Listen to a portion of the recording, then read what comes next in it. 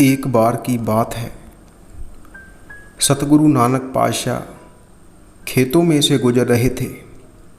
पता नहीं किस पर तरस आ गया, सतगुरु बैठ गए। साथ में भाई बालाजी, भाई मर्दाना जी भी थे।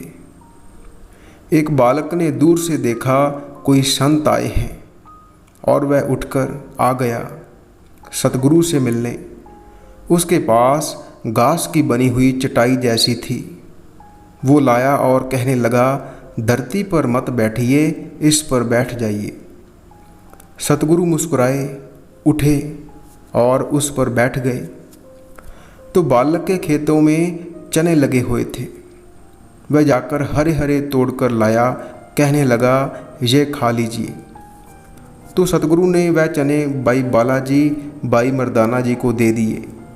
सतगुरु खाने के लिए खुद कभी कभी बहुत कम खाते थे। तो बालक ने सोचा, हो सकता है ये चने ना खाते हों, इनके लिए कुछ घर से बनवा लाता हूँ।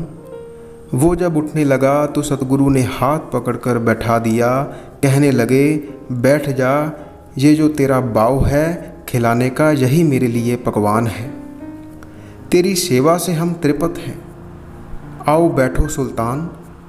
सतगुरु खेतों में काम करने वाले गरीब आदमी को कहते हैं, आओ बैठो सुल्तान। जवान लड़का है, छोटी उम्र है और कोई बड़ा आदमी नहीं है। सतगुरु ने उसको कह दिया, आ बैठ सुल्तान।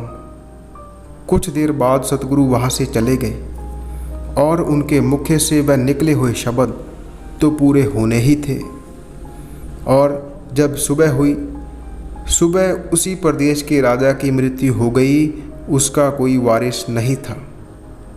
तो मंत्रियों ने निर्णय लिया, इस प्रदेश के दरवाजे से जो कोई भी सुबह सुबह निकलेगा उसे राजा घोषित कर देंगे।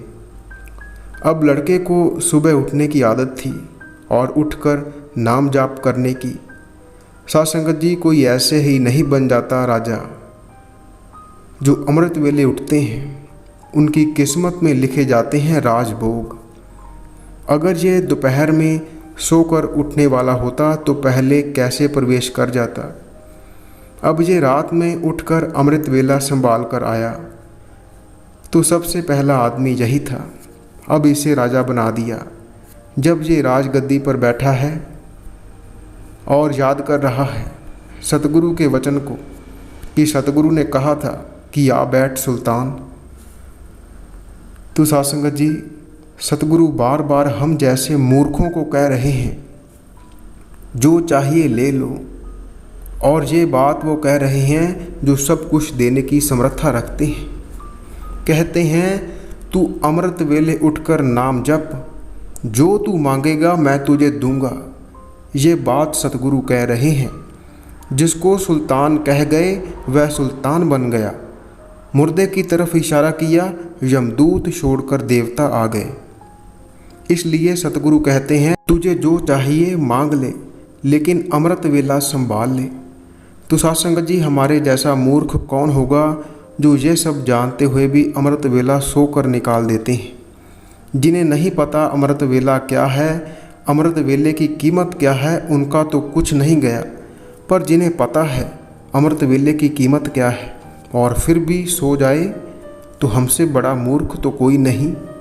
इसलिए हमें भी चाहिए कि अमृत वेले उठकर भजन सिमरन कर मालिक की खुशियाँ हासिल करें, अपने सतगुरु की खुशी और प्यार हासिल करें। साध संगत जी, इसी के साथ हम आपसे इजाज़त लेते हैं। अगर आपको ये साखी अच्छी लगी हो तो इसे और संगत के साथ शेयर ज़रूर करना। और अगर आप हमारे इस चैनल पर नए हैं तो चैनल को सब्सक्राइब ज़रूर कर लेना और साथ ही बेल आइकन पर भी प्रेस ज़रूर करना, ताकि जैसे ही हम नई साखी अपलोड करेंगे उसकी नोटिफिकेशन आप तक पहुंच जाया करेगी।